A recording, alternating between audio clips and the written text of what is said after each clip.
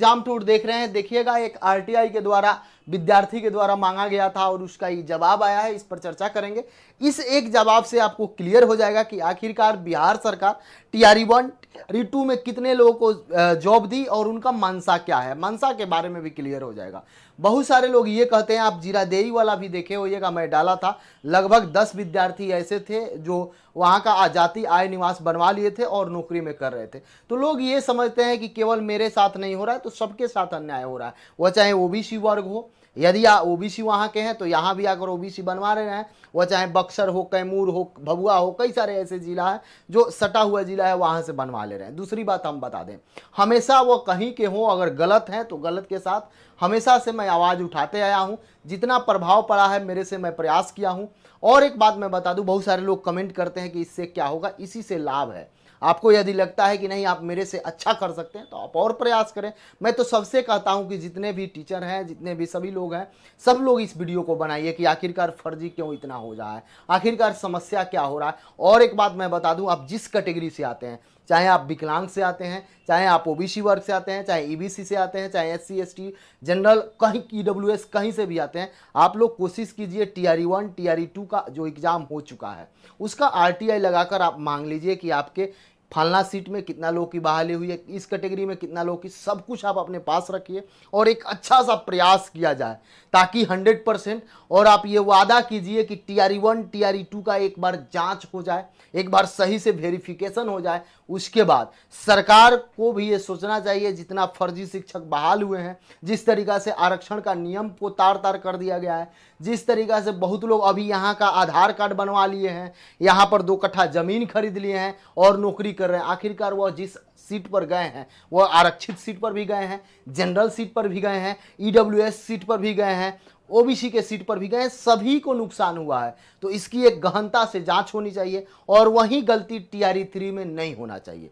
तो यदि मेरे बात से आप सहमत हैं तो आप प्रयास कीजिए एक सप्ताह के अंदर जितना लोग हैं, जिस जिस कैटेगरी के वीडियो देख रहे हैं, सब लोग टीआरई 1 टीआरई 2 और टीआरई 3 हो रहा है, इसमें सही से हो जाए।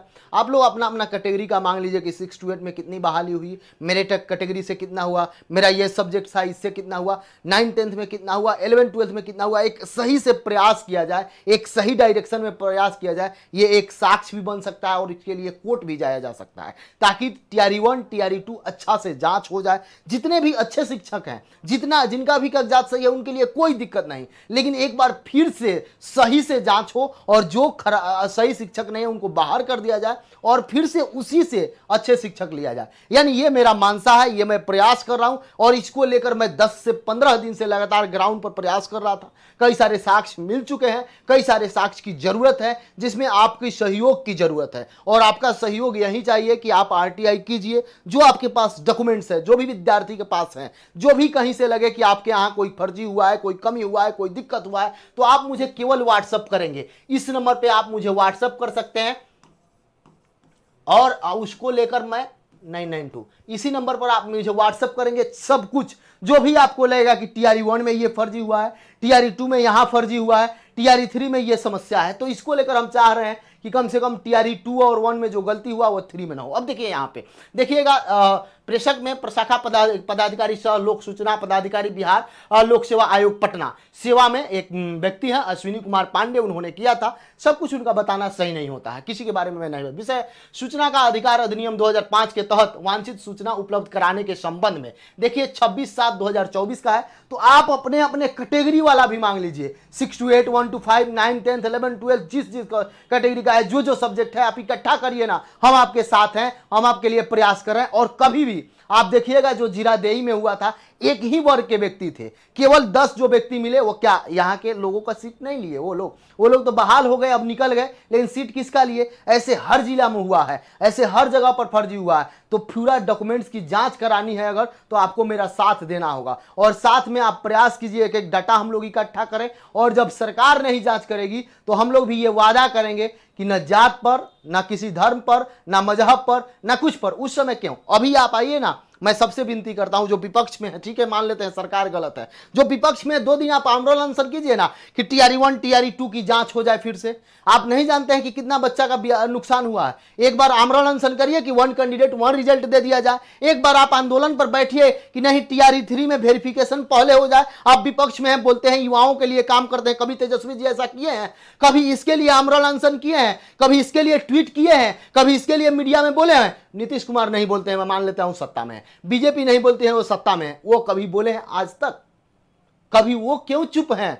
केवल एक देखिएगा लगा देंगे रोजगार मतलब तेजस्वी यादव, युवाओं के मुस्कान मतलब तेजस्वी यादव। कहां मुस्कान है? युवा रो रहे हैं, उनको नौकरी नहीं मिल रही है। आप आखिरकार क्यों सोए हैं? एक दिन आंदोलन कीजिए, एक दिन आमरण अनशन पर बैठिए, आइए हम लोग आपके साथ देते हैं। तो कोई नहीं देगा। आप ये सोचते हैं कि मेरे जात के हैं, आप ये सोचते हैं नीतीश जी मेरे जात के हैं। कई सारे लोग को जब मैं वीडियो बनाता हूं, जब पक्ष की बात करूंगा तो उनके जो जात वाले लोग हैं वो कमेंट करते हैं, वो फोन करके कुछ बोलते हैं। जब विपक्ष की बात करेंगे तो उनके कास्ट वाले लोग फोन करके करते हैं। और सबसे अधिक नुकसान उन्हीं के कास्ट वालों का हुआ है। उस समय शिक्षा मंत्री कौन थे? वो आज तक बोले हैं कभी? रामायण पर, महाभारत पर, ये सब पर बोल रहे थे। लेकिन बाकी कितने विद्यार्थी को नुकसान हुआ, वो चाहे जनरल वाले हो, चाहे ओबीसी वाले हो, चाहे एससी एसटी वाले हो, या विकलांग वाले हो, या महिला हो, यहां सब कुछ देख लीजिए, आपका क्लियर हो जाएगा। देखिए यहां पे मांगा गया था आईडी संख्या इतना है, दिनांक 19/6/2024 को मांगा गया था। महाशय उपयुक्त विषयक दिनांक 24/6/2024 को प्रशाखा में प्राप्त सूचना के आलोक में प्रपत्र क के संदर्भ में निर्देशित सूचना है कि विज्ञापन संख्या 27/2023 यानी कि टीआरई 2 की बात हो रही है। शिक्षक भर्ती प्रतियोगी परीक्षा में टीआरई 2 के अधीन वर्ग 6 to 8 में हिंदी में कुल 3451 उम्मीदवार सफल हुए जो निम्न कोटि के हैं। थोड़ा सा ध्यान दीजिएगा, ध्यानपूर्वक समझिएगा। यहां पे देखिए जो अनारक्षित कोटि यानी जनरल जिसको बोलते हैं, पुरुष को नौकरी लगी, 423 पद पर पुरुष सिलेक्ट हुए और 952 पद पर महिला सिलेक्ट हुई। ये बात को ध्यान दीजिएगा। उसके बाद बताया जा रहा है कि अन्य राज्य के कितना हुए? 359 पद कि पुरुष हुए, यानी 423 में से 359 पद अन्य राज्य के पुरुष लिए और 952 महिला में से 776 अन्य राज्य की महिला ली। आप देख लीजिए यहाँ पे टोटल डाटा है, इसके बारे में मैं बता रहा हूं। आगे आइए। अब देखिए यहाँ पे ये तो मान लीजिए ये साक्ष्य है कि ये लोग वहां गए। बहुत सारे लोग जो आवासीय बनवा लिए ओबीसी वाला, बहुत सारे लोग यहाँ आकर एससी बन गए, बहुत सारे लोग वहां के पसवान यहाँ आकर पसवान बन गए, बहुत सारे लोग वहां के आकर यहाँ के ईबीसी बन गए। उस सीट तो चला गया तो उसका तो कोई नहीं काउंट कर रहा है, उसका तो उसी कैटेगरी में काउंट हो रहा है। उसकी खुलासा कैसे होगी? तो आप आरटीआई मांगिए और अच्छा तरीका से सभी से हाथ जोड़कर विनती कर रहे हैं कि इसमें मुहिम में मेरा साथ दीजिए, मेरा सहयोग कीजिए और इसके लिए एक अच्छा से प्रयास किया जाए कि टीआरई 1 टीआरई 2 में पुनः जांच हो जाए। बहुत सारे लोग मेरे पास कॉल करके कुछ कुछ बता रहे हैं और सबका मैं सब चीज इकट्ठा कर रहा हूं, एक बार अच्छा से जांच कराया जाए। तो देख सकते हैं आगे देखिएगा। आर्थिक रूप से कमजोर 100 पुरुष का सिलेक्शन हुआ, 240 महिला का। अब आर्थिक रूप से कमजोर वाले जो यहाँ के बनवा लिए होंगे आवासीय जातीय आधार कार्ड सब चेंज करवा के, तो उसमें तो ये नहीं है। आगे देखिए अनुसूचित जाति के लिए 188 पुरुष। 188 पुरुष में यह भी फिक्स नहीं है कि अनुसूचित जाति के हैं जो यहाँ का निवास आवास बनवा लिए। महिला का 363, यह भी फिक्स नहीं है कि महिला है, महिला जो यहाँ के बनवा ली। आगे देखिए अनुसूचित जनजाति के 4 और पुरुष का 4, महिला का 44। अब जो बनवा लिया होगा उसका डाटा भी इसी में है। अत्यंत पिछड़ा वर्ग के 202 पुरुष और 417 महिला। अब पिछड़ा वर्ग के 155 पुरुष और 261 महिला, और एक पिछड़े वर्ग की महिला के लिए दिया जाता है आरक्षण, उसमें 102 केवल महिला।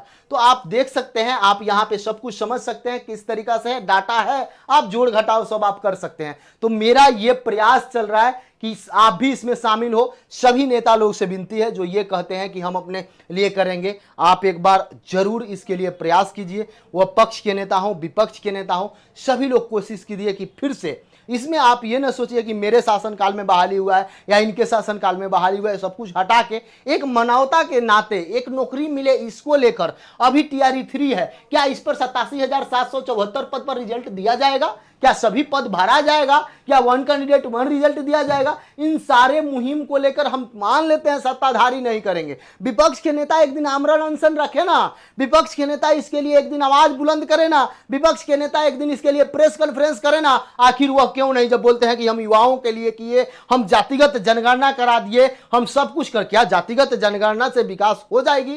क्या इन युवाओं को नौकरी मिल जाएगी जातिगत जनगणना से? जब तक कि मंशा सही नहीं होगा। आप अपने लिए सब लोग कर रहे हैं, रहे हैं, स्टूडेंट के लिए कोई नहीं कर रहे हैं। बहुत लोग इस पर कमेंट भी करेंगे, तो सब लोग इस वीडियो को इतना शेयर करिए कि माननीय तेजस्वी दी तक पहुंच जाए और वह हम लोग की संज्ञान ले और एक बार हम लोग के लिए प्रेस कॉन्फ्रेंस करे, एक बार हम लोग के आवाज के लिए कम से कम मीडिया में बोले। आज तक नहीं बोले हैं, केवल एक बोल देते हैं रोजगार मतलब तेजस्वी। आई रोजगार किसके शासनकाल में आया? इस रोजगार में धांधली हुई, उसका समाधान कौन करेगा? मान लेते हैं सत्ता पक्ष नहीं कर रहा है तो कम से कम विपक्ष तो समाधान करे, और विपक्ष तो हम लोग के साथ आए, तो विपक्ष भी नहीं आ रहा है। आखिरकार युवाओं के लिए कौन है? आप कमेंट बॉक्स में जरूर कमेंट करके जवाब दें। युवाओं के लिए हितैषी कौन, सत्ता पक्ष या विपक्ष?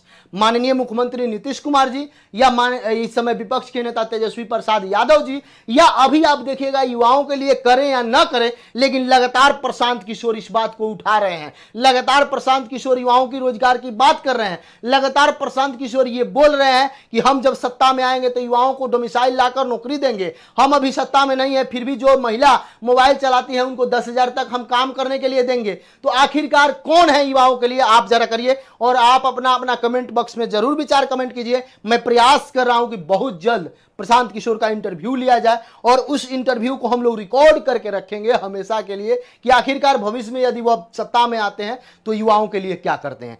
फिर से मैं कहूंगा, यदि आप एग्जाम टूर पर नए, चैनल को सब्सक्राइब कर लेंगे, लोगों में शेयर करेंगे। जय हिंद।